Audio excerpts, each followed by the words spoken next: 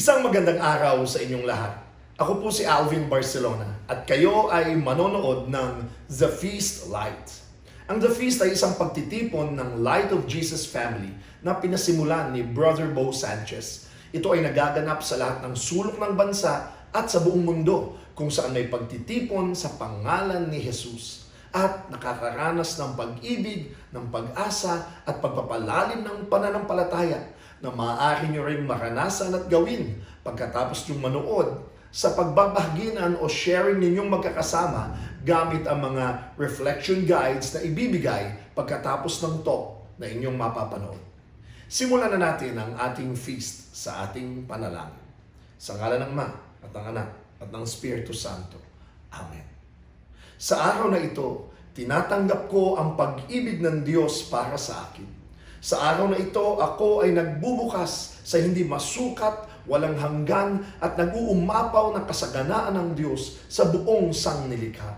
Sa araw na ito, ako'y nagbubukas sa biyaya, kagalingan at himala ng Diyos. Sa araw na ito, ako'y nagbubukas sa salita ng Diyos upang ako'y maging kahalintulad ni Jesus araw-araw.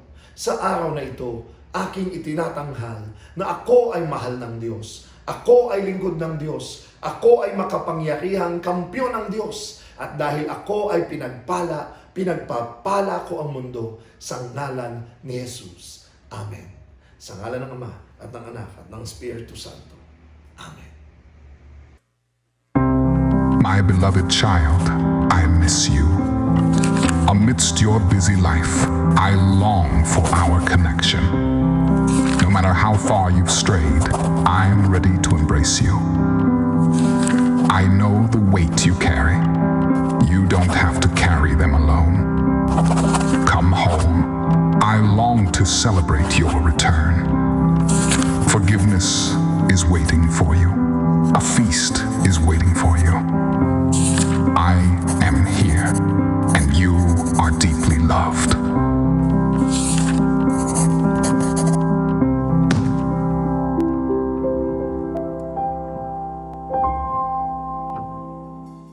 And today, it's talk 7 already of our amazing series, Dear Prodigals, Lessons and Inspiration from the book of Deuteronomy.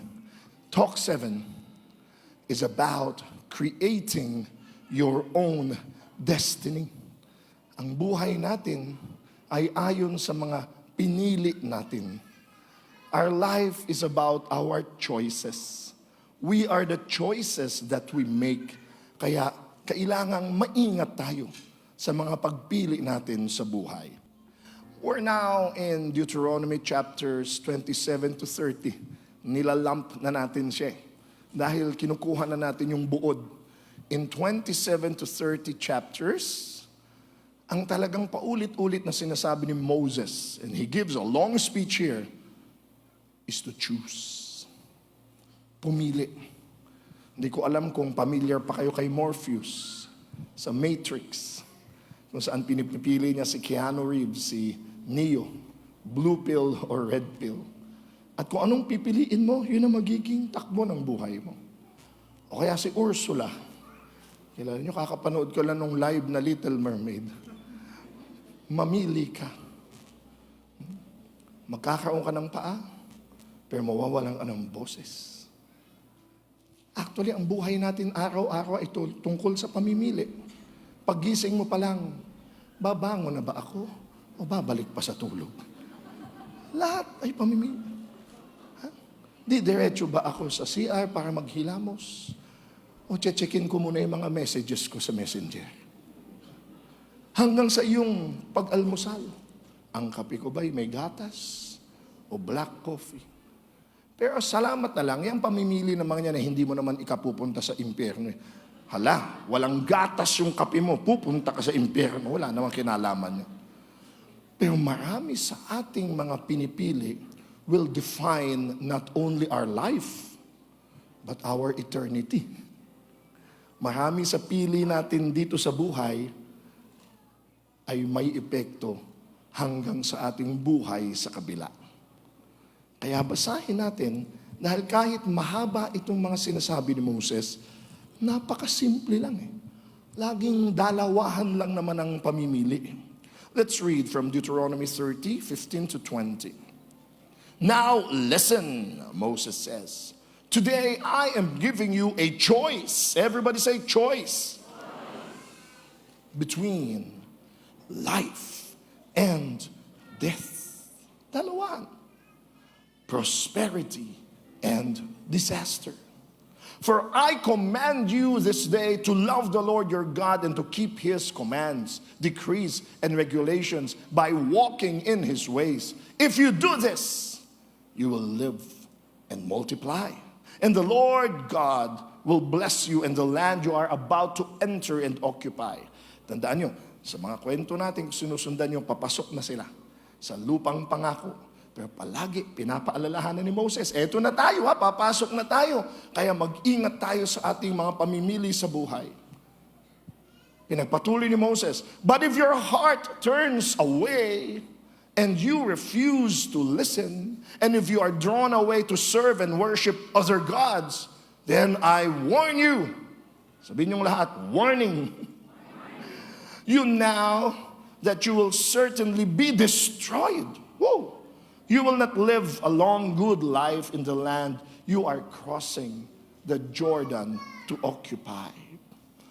Today, eto na yung pinakabuod ng speech ni Moses. I have given you the choice between life and death, between blessings and curses. Mamili ka, buhay o kamatayan, biyaya o sumpa. Parang medyo talagang booking lang natin, pinamimili ni Moses. No? Mamili kayo, pero pag yun ang pinili nyo, lagot kayo. Diba? Parang ganon. Pero tama lang yun eh. Hihimayin pa natin mamaya yan ha. Kasi sinabi niya, mamili ka, pero dinugtungan niya. Now I call on heaven and earth to witness the choice you make. Mamili ka ha, pero babantayan ka ng langit sa iyong pamimili. That you would choose life, so that you and your descendants might live. You can make this choice by loving the Lord your God, obeying him, and committing yourself firmly to him. This is the key to your life.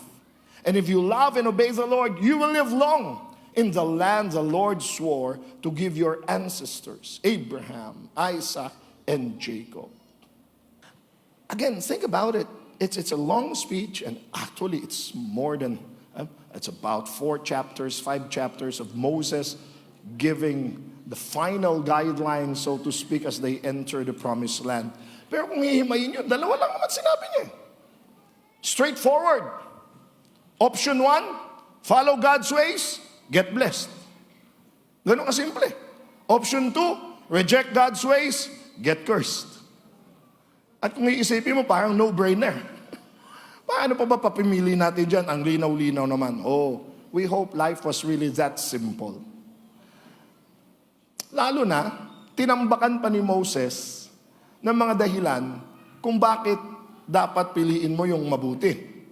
Kasi sa Deuteronomy 28, ay in-enumerate niya mga blessings. Pag pinili mo ang Diyos, dadami ang iyong mga descendants. Nung panahong yon, ang blessing makikita mo sa dami ng iyong angkan. In fact, pag wala kang anak, noon yun ha, noon, para kang sinumpa.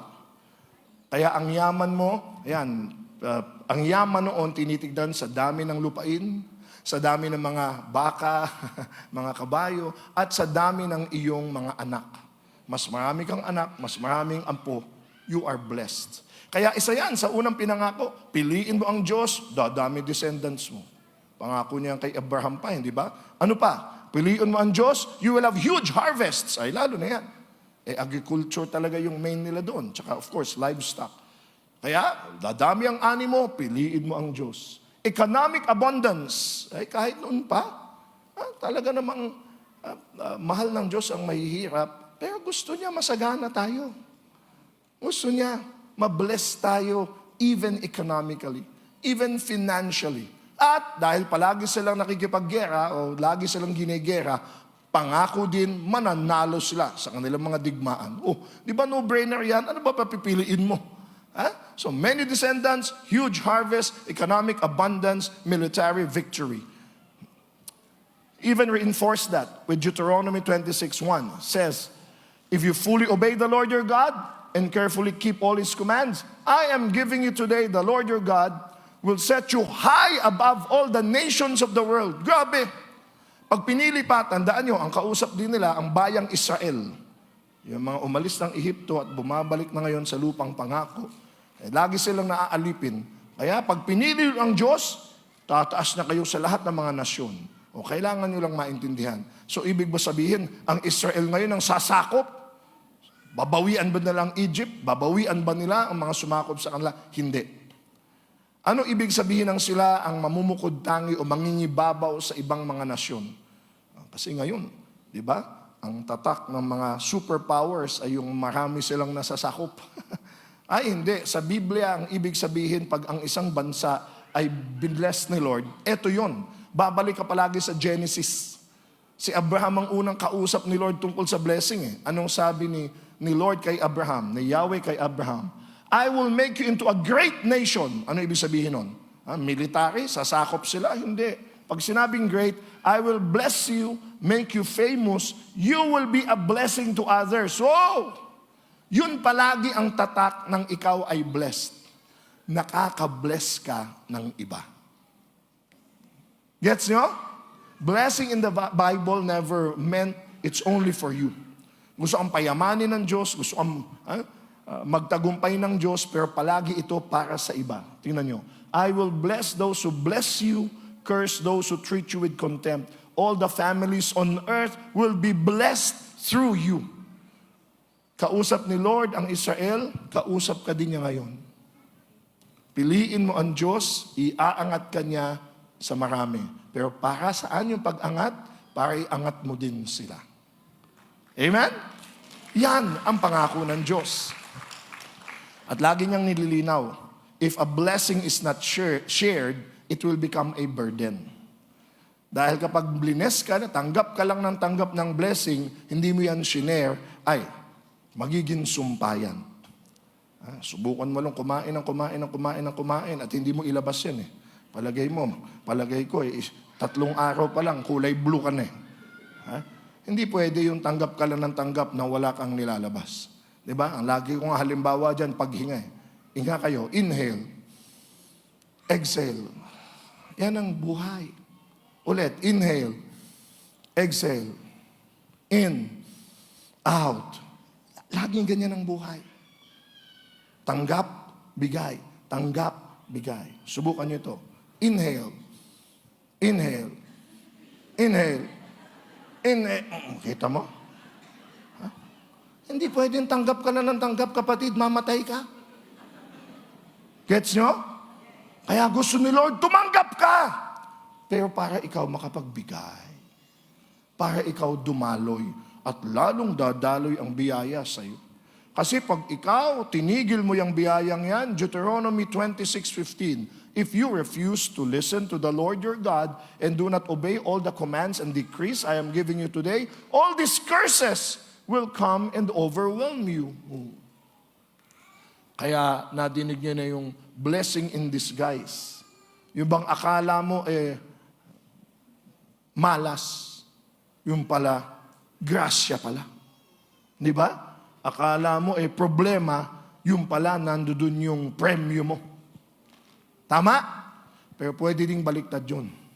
Akala mo biyaya, yung pala sumpa. Kung gaano karami sinabi ni Lord na blessing pag pinili mo siya, ang dami ding curses pag yung kabila ang pinili mo. Bakit? Your choice have consequences. Your choice always have consequences. Brother Alvin. Brother Alvin. Tuwing PICC, sumusulpot ito. Brother Alvin. Totok ako. Hello po. Good afternoon po. Oh. Brother Alvin, may tanong po ako eh. Tanong. Oh. Pwede po ba? Okay to, ginawa mong Q&A. Sige, baka yung tanong niya, tanong niyo rin eh.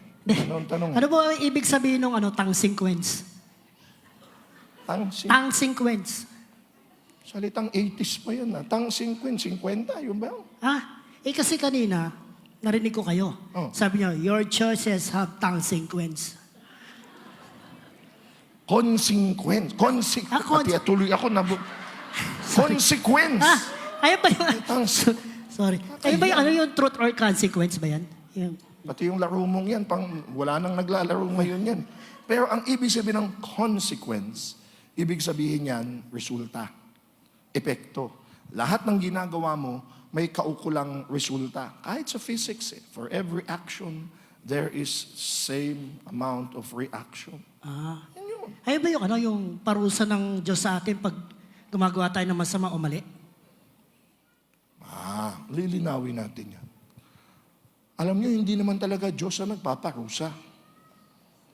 Halimbawa lang ito bato-bato sa langit, ang tamaan, mabukulan. Halimbawa, grade 2 ka pa lang, nagyoyosi ka na. Grabe, grade 2. May kilala akong ganyan.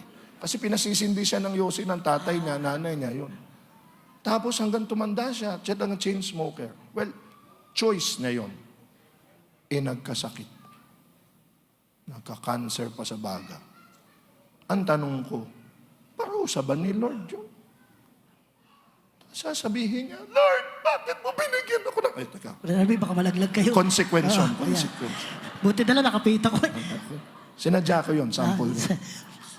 Sasabihin ba niya na, Lord, bakit mo ako binigyan ng cancer?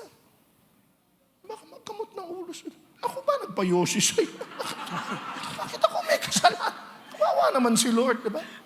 O kaya ito, mas seryoso sa lipunan, sa climate change. Putol tayo ng putol ng mga puno. O kaya pag kunting ulan, ako sa amin lang, bahang-baha na. Tapos tatanungin natin sila, Lord, bakit mo kami pinakurusahan? Binabaha ka. Ako ba pumutol ng mga puno ninyo? Ako nga pabigay niyan eh. Kita mo, hindi yun parusa ng Diyos eh. Yun ang consequence ng ating ginagawa na nirespeto ng Diyos. Gano'n ba yun? Paano kung bakit hindi na lang tanggalin ng Diyos yung epekto para lahat ng gagawin natin okay? Di ba? Para kaya wala tayong gagawin mali, puro tama. 10 taon ako ng tour ng philosophy at sa'yo ako masisira. Alam mo, hindi mo pwedeng tanggalin yung natural effect. Package yan eh. Parang ganito yan Sige. Halimbawa, mamaya pagkatapos ng feast, magmerienda tayo. Uy, merienda. Nagtanong ka lang, may merienda pa. Sige, Brother Alvin, sama ako dyan. Brother Alvin, Christian, Ayos. nadinig ko magmimerienda kayo. Sama ako Talaga. dyan. Yung hiya naman ako, lakas ang pandinig mo.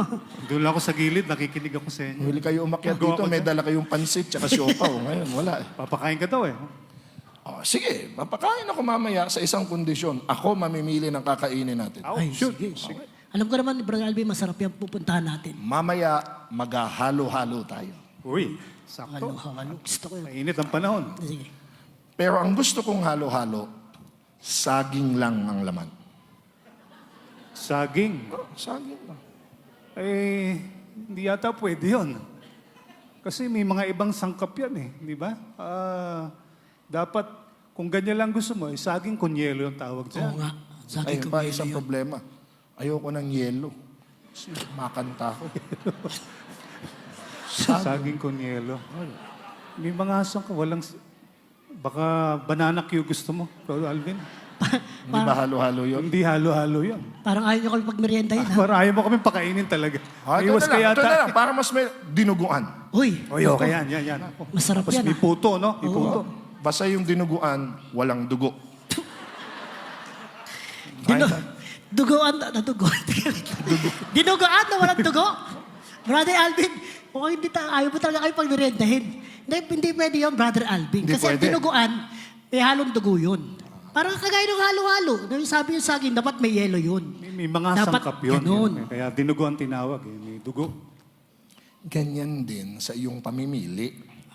Pag may pinili ka, kasama nun yung mga sangkap nun. Hindi mo mapaghihiwalay. Halimbawa, pinili mong tumalon sa 4th floor. Ang sangkap nun, mahuhulog ka. Hindi pa pwedeng, unless superhero ka, pinili mong mag-asawa ka.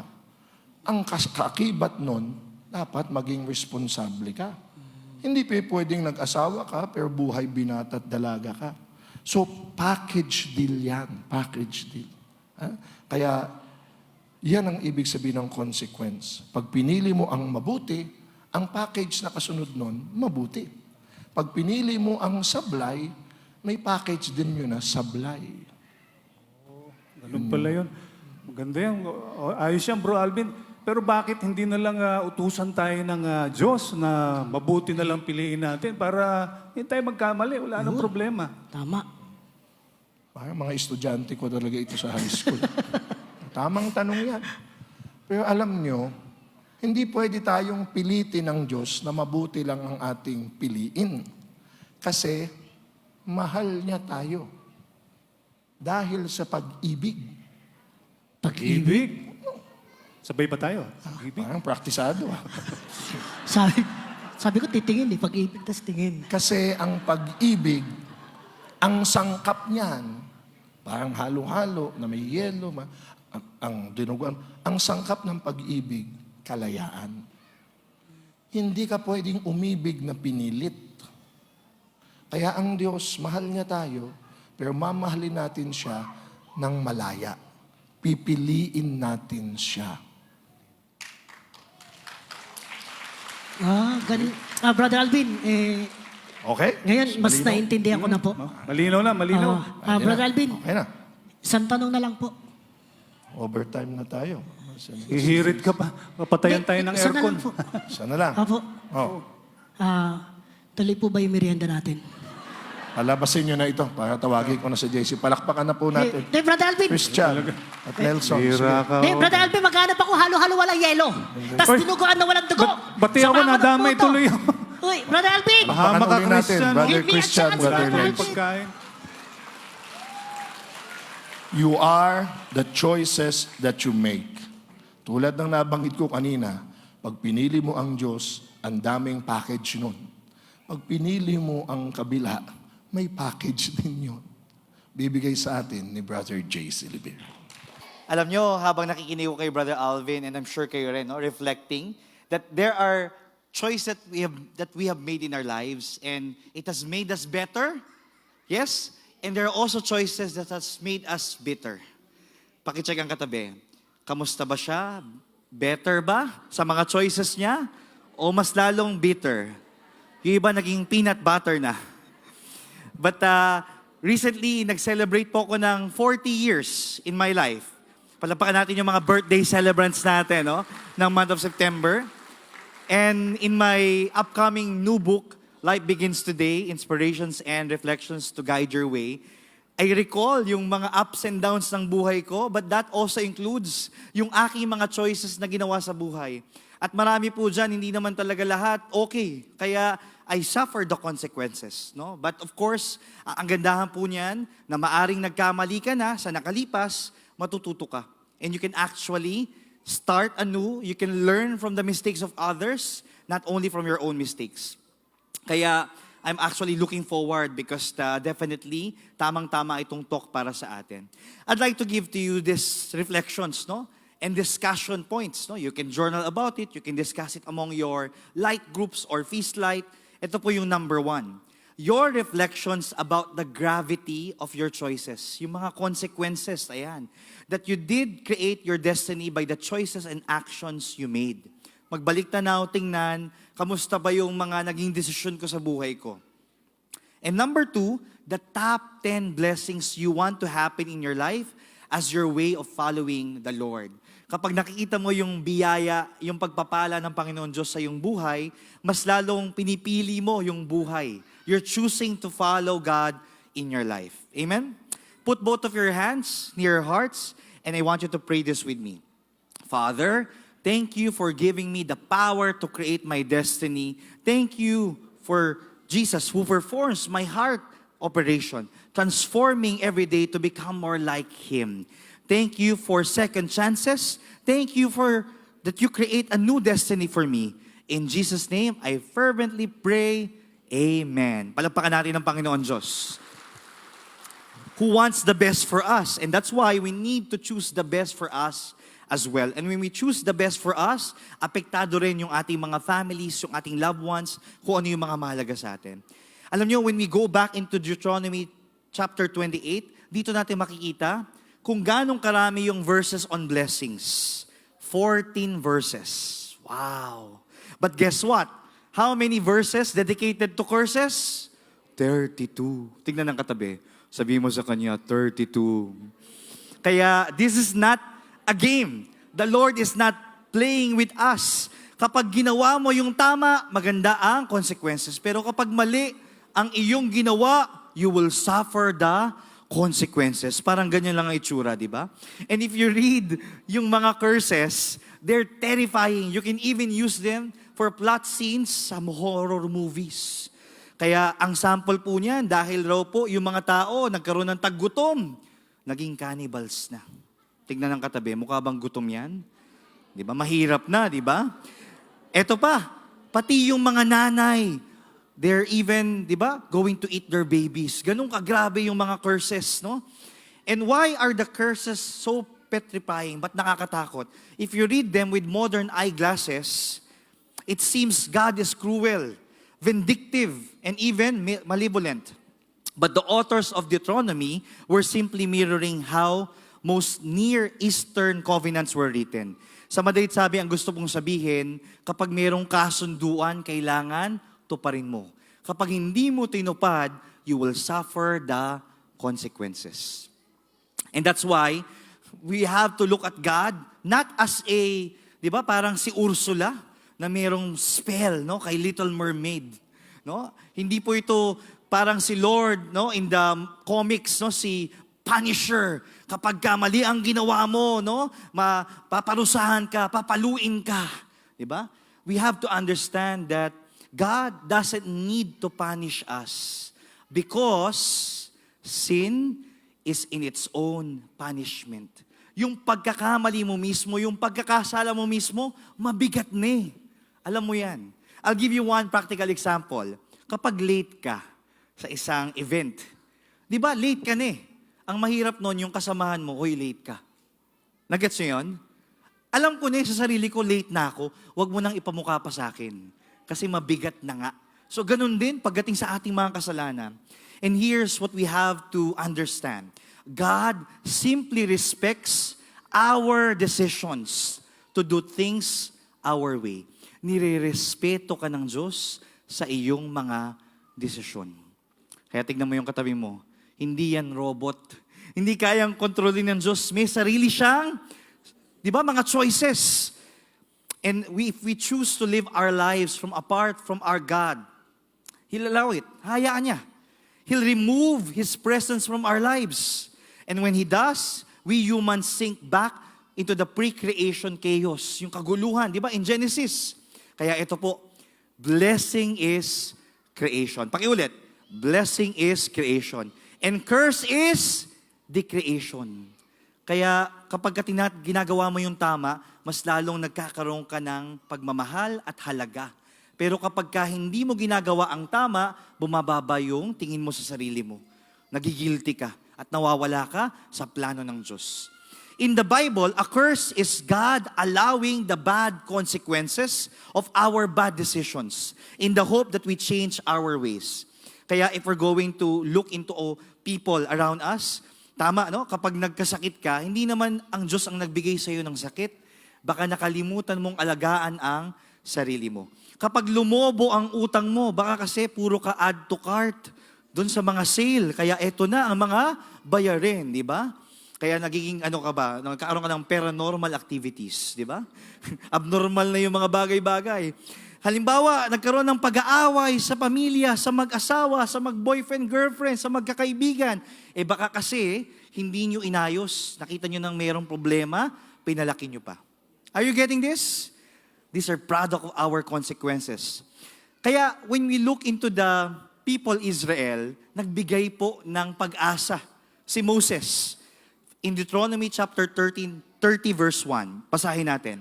In the future, when you experience all these blessings and curses I have listed for you, and when you are living among the nations to which the Lord your God has exiled you, take to heart all these instructions. Before we continue this part, I want to let you know that the Israelites were already in Babylonian captivity. Ibig sabihin, dumadaan na sila sa pananakop ng Babylonians. Hirap na hirap.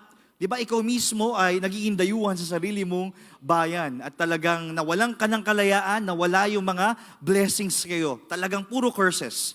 And as we continue ito, if at that time you and your children return to the Lord our God, and if you obey all your heart and all your soul, all the commands I have given you today, then the Lord your God will restore your fortunes.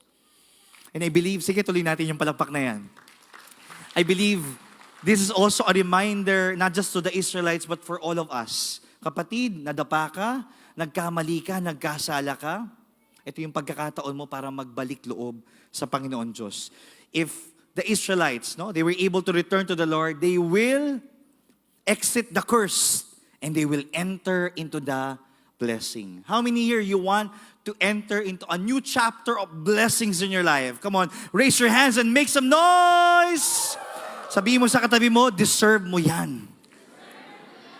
Kaya ang paalala sa atin ng Panginoon Diyos, God invites us to return to me. Return to God. Magbalik loob tayo sa Panginoon Diyos. At ito medyo kakaiba po. Yung solusyon ng Diyos. Pakinggan niyo mabuti.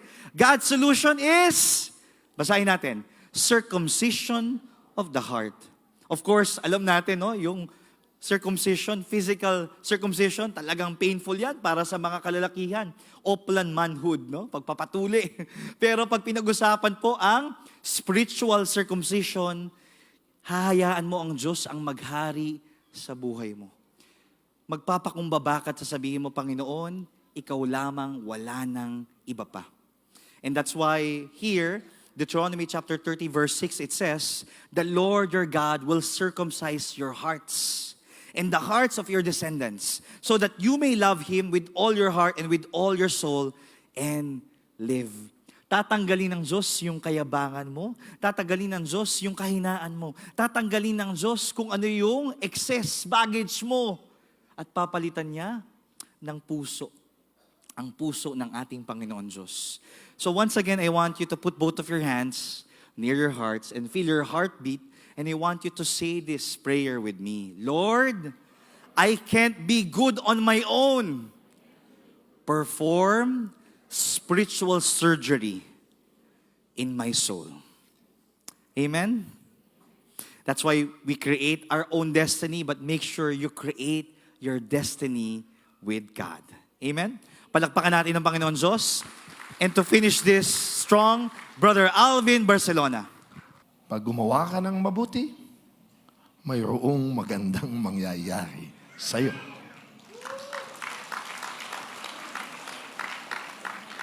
Kapag gumawa ka ng masama, mayroong... Kaya, kayo nagsabi niyan, ha? Pero matanong ko lang, real talk, sino ba dito ang hindi nakagawa ng masama? Sino ba dito ang hindi sumablay? Taas ang kamay at luluhod kaming lahat sa inyo. Ito nga bayang Israel, ilang beses nang pinagsabihan. Sablay pa rin ang sablay. Paano nga kung sumablay? Paano kung pinili ko ay mali? Kapatid, kaya ka nandito sa feast. Para ipaalala sa'yo na ang nasisira, naaayos. Ang nawawala, na ibabalik. Ang pagkakamali, na itutuwid. May pag-asa. At may pangalan ang pag-asa. Ang pangalan niya, si Jesus. Katunayan, Dapat talaga magbayad tayo sa mga pagkakasala natin. Pero tingnan nyo ang pag-ibig ng Diyos.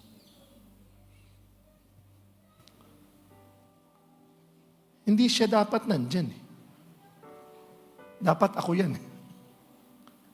Kaya nga di ako nagpapagupit. Dapat nga ikaw yan. Dapat tayo yan. Tayo may utang Dapat tayo nagbayad. Yun ang consequence ng ating kasalanan.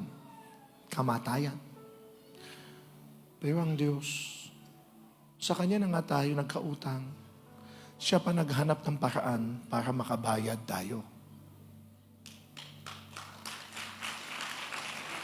Pero dahil hindi natin kayang bayaran yun, ang anak niya nag-volunteer. Ako magbabayad para sa kanila. Ako ang aako ng consequence para sa kanila. Sabi ni Brother JC, circumcision. Napakabanal niyan sa Hudyo Pero mas mabanal, malalim yung spiritual circumcision. Sa Colossians, sabi, when you came to Christ, you were circumcised.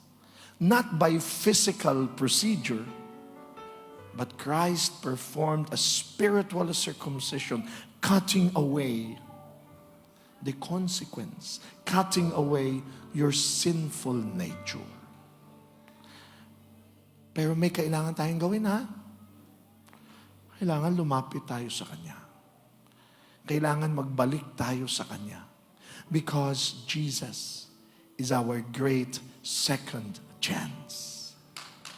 Third chance. Fourth chance. Fifth. Dahil ang talk na ito, ang sabi, create your destiny. That's true.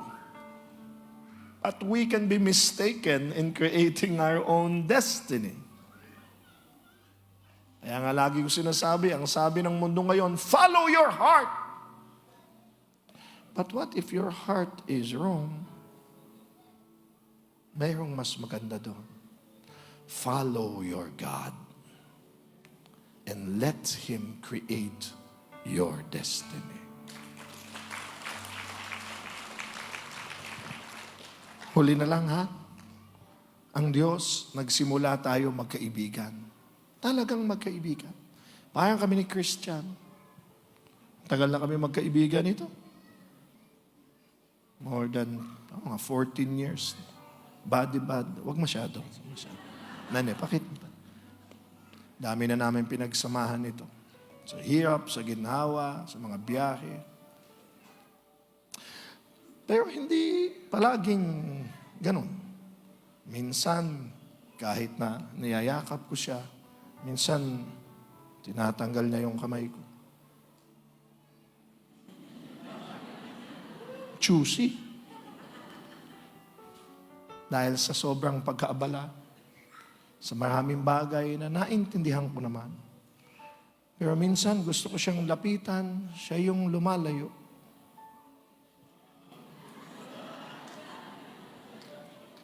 Kahit nasasaktan ako dahil kaibigan ko siya, susunod lang din ako. Christian, usap tayo.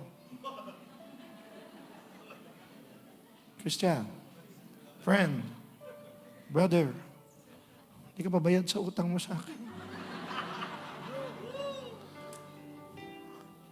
Kasi may mga nakita na siyang bagong BFF. Nakita ng mga bagong jowa. Mag-ingat ka dyan, baka may jowa na. Marami ng ibang hinanap. Kapangyarihan, kayamanan, na hindi naman masama. Pero naging abala sa tagumpay ng mundo.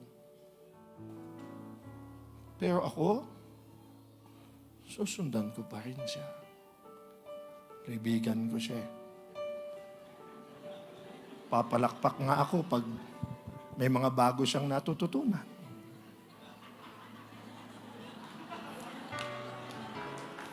hanggang sa siya ay umakyat sa tugatog ng kanyang tagumpay. Susundan ko siya. Kaibigan ko siya.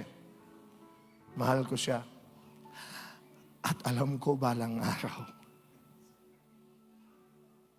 sa kakaikot-ikot niya, mapapagod rin yan.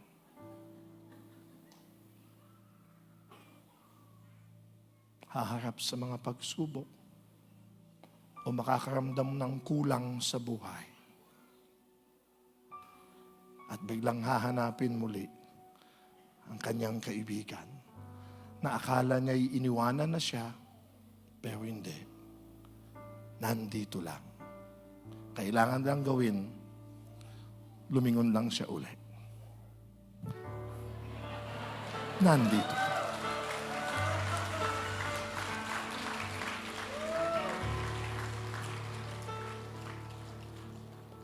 Merienda na tayo mamaya. Si Jesus po ang kaibigan mo na hindi ka iiwanan.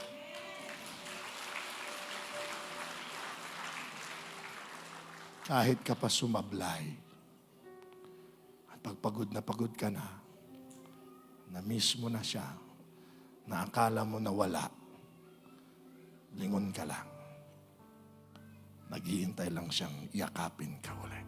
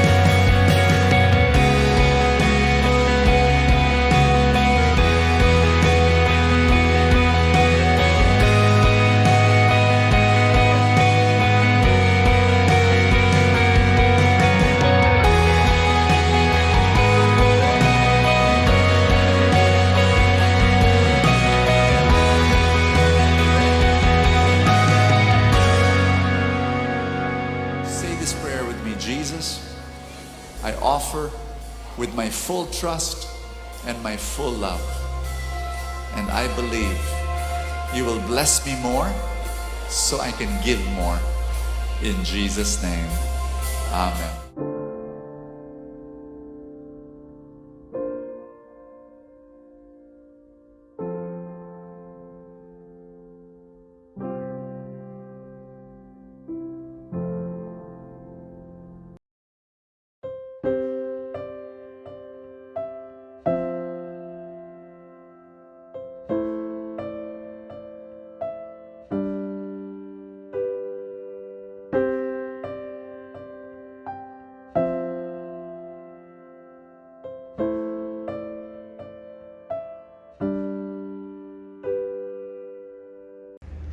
Tayo'y manalangin.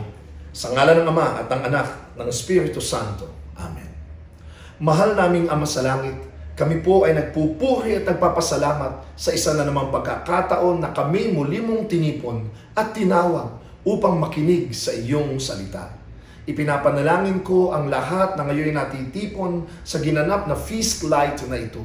Itinataas ko ang mga panalangin, pangangailangan at mga pangarap ng bawat isa para sa kanilang mga pamilya, sa kanilang mga hanap buhay, sa kanilang kalusugan, sa kagalingan ng mga may sakit, at sa anupamang mga kahilingan, puno ng pananalig at pananampalataya na ito ay ipagkakaloob mo sa iyong takdang panahon at pamamaraan. Nawa, patuloy ang maging pagtitipong tulad nito upang lalong ang mabago ang aming mga buhay ayon sa iyong kalooban. Sa ngalan ni Jesus. Amen. Sa ngalan ng Ama at ng Anak at ng Espiritu Santo. Amen.